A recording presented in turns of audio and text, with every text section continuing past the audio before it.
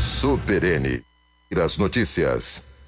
9h02, confirmando a hora certa para você. E agora a gente vai conversar com o Padre João de Deus, ele que é da paróquia de Santa Luzia, que fica no bairro Cidade Nova, aqui em Belo Horizonte. E ele veio falar com a gente sobre um assunto que, obviamente, faz parte da vida de muitos cristãos.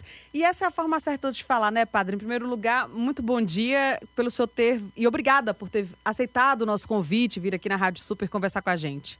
Bom dia, Delma. Bom dia, Rodrigo. Bom dia, Padre. Eu é que devo dizer bom dia, porque é a primeira vez, a convite da direção, através da Fernanda, que é lá da nossa paróquia, me convidou para falar de um assunto que é muito importante, que começa hoje, que se chama Quaresma, né? E estamos aqui às suas ordens para responder às perguntas. Isso, quando eu disse, mas um pouquinho antes, que a forma correta de falar era o período para os cristãos, é porque muita gente confunde, né, Padre, que a Quaresma, ela é vivida, essa preparação para a Páscoa, mais pelos católicos, mas não é bem assim, né? Qualquer cristão vive a Quaresma, mas de um jeito diferente.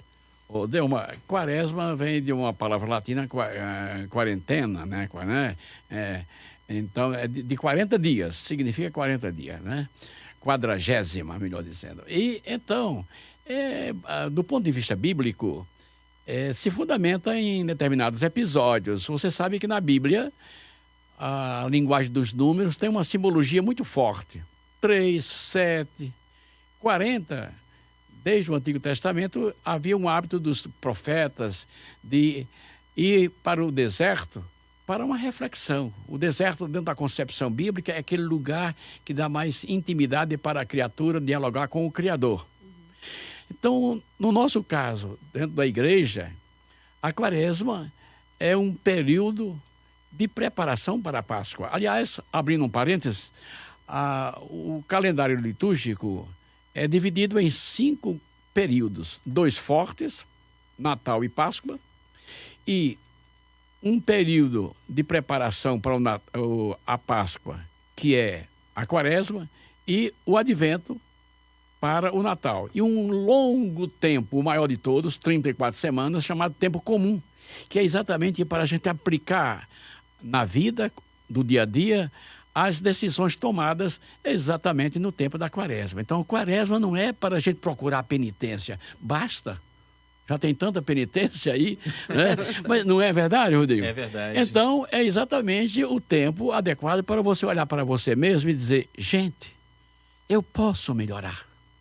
É um pensamento positivo. O senhor até comentava aqui antes da gente entrar no ar, no bate-papo aqui do intervalo, Padre, Sim. Que muitas pessoas têm aquela imagem pesada da Quaresma como um período ali tenso, triste, carregado, mas que, na verdade, se a gente for pensar, o sentido é exatamente o contrário, né? Todo mundo de cara fechada, às vezes não é para isso. As pessoas vão à missa, às vezes, até que parecem mais reclusas, né? A liturgia em si, ela é mais sóbria, digamos assim. Mas é exatamente para oferecer às pessoas esse espaço de análise pessoal, né?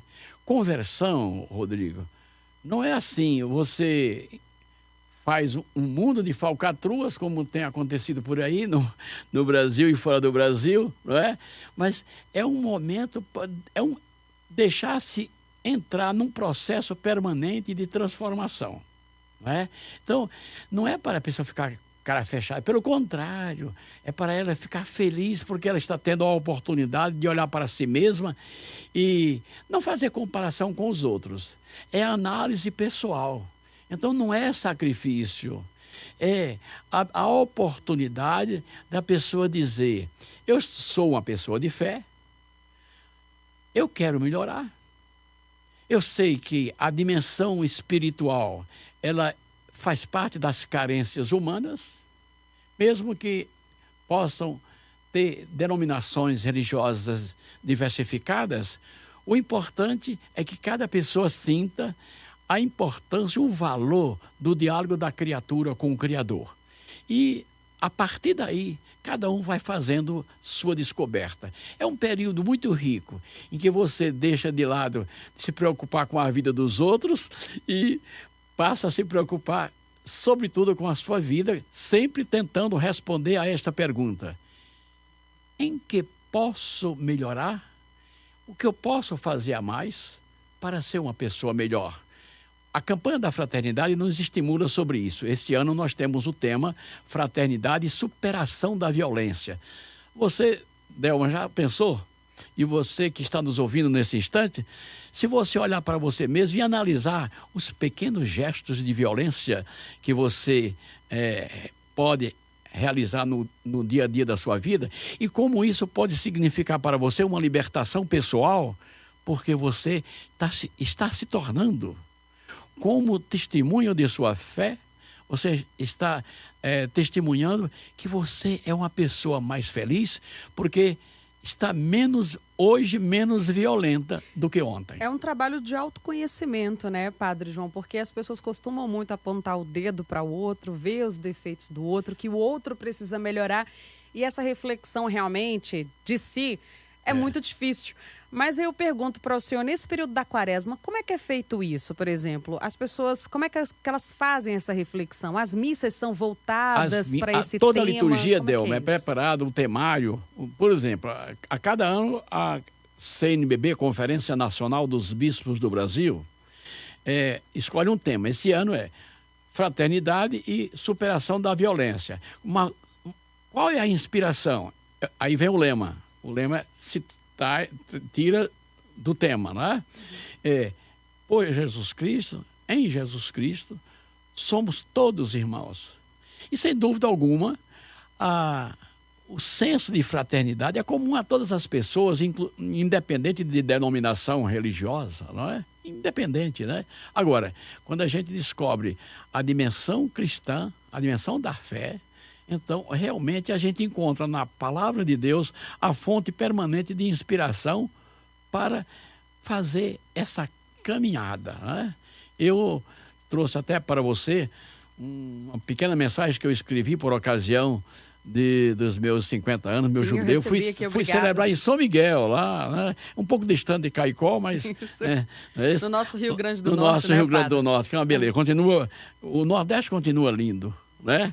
Então, eu escrevi isso, exatamente isso, quer dizer, no mundo eu sou um peregrino e escolhi como vida anunciar Jesus Cristo, isto é, anunciar coisas boas. Todo ser humano tem essa vocação, né? Tem essa vocação. Se eu procuro ser uma pessoa boa, eu estou tornando o mundo mais bonito. É dentro desse espírito que a campanha da fraternidade estimula, por um tema cada ano, a viver o espírito da quaresma. Repito, não precisa procurar penitência a mais. Basta olhar para você mesmo e fazer algumas penitências, corrigindo os seus defeitos, abrindo-se para a problemática da vida e partilhando a fraternidade. O senhor falou dessa questão da penitência, e isso me chama muito a atenção, padre, porque muitas vezes a gente cresceu vendo os nossos pais, os nossos avós praticando a penitência nessa época da quaresma. Então, a pessoa passa ali 40 dias sem fazer uso de bebida alcoólica, e depois... 40 dias sem comer carne, mas aí depois, às vezes, quando passa a quaresma, aquilo volta assim, e a pessoa parece que compensa, inclusive, aqueles 40 dias em que ela ficou ali se abstendo de alguma coisa que gosta muito, de alguma coisa que faça alguma diferença para a vida dela. E o senhor disse que não é necessária essa penitência. Existia antigamente esse conceito de fato de que a penitência era uma necessidade e isso mudou com o passar do tempo, padre? Sim. Antes do Concílio Vaticano II, a mentalidade da própria igreja, dos dirigentes, era uma mentalidade muito jurídica, muito legalista, né? Com a evolução da psicologia e da modernidade, então, outra dimensão foi desenvolvida, a dimensão existencial. O homem, né? Quer dizer, é o mais bonito recado de Deus. O endereço para a minha vida é o meu semelhante. Então, e não é que isso não tenha sentido, tem, mas veja só, o sujeito fazia penitência como penitência e depois, eu vou terminar agora, eu vou voltar tudo, vou fumar, vou fazer isso, vou beber. Isso realmente não tem sentido, porque o verdadeiro sentido da conversão é este, é um processo permanente que você se deixa cativar por ele, para cada dia você pensar, eu vejo o mundo aí com tantas crueldades, com tanta insegurança, né? Com tanta exclusão, né? Então você procura um caminho diferenciado, procura fazer a diferença. Quer dizer, não precisa escolher esta ou aquela penitência. É tanto que antigamente se fazia jejum e abstinência toda quarta-feira e toda sexta. Hoje, apenas 2 dias na quaresma. Hoje, abstinência de carne, porque as pessoas, na sua maioria, fazem abstinência de carne quase todo dia. Com esse salário mínimo que nós temos aí, não é? É verdade. Pelo amor de Deus. A perda do poder de compra que o cidadão teve, né, padre? Sim. Se houvesse mais justiça distributiva, justiça social, nós não estaríamos vivendo esse caos, não é? Então, eu acho que hoje o texto do profeta Joel, capítulo 2, diz o seguinte, de 12 a 18, diz que eu não quero vestes rasgadas, mas rasga o seu coração, Delmar. Quer dizer, olhe para você mesmo e veja que dentro de você tem muita coisa boa para partilhar com os outros e algumas coisas para corrigir. A quaresma é exatamente com esse espírito que todos nós, também vocês ouvintes, estão nos acompanhando, poderão fazer. Então, tirar essa conotação exclusiva da penitência pela penitência e se deixar se envolver por um processo, né, de uma vida melhor. Padre, a gente está caminhando para o final da nossa entrevista, mas a gente gostaria de saber do senhor o seguinte, até do ponto de vista que o senhor disse que há uma mudança de mentalidade na igreja hoje.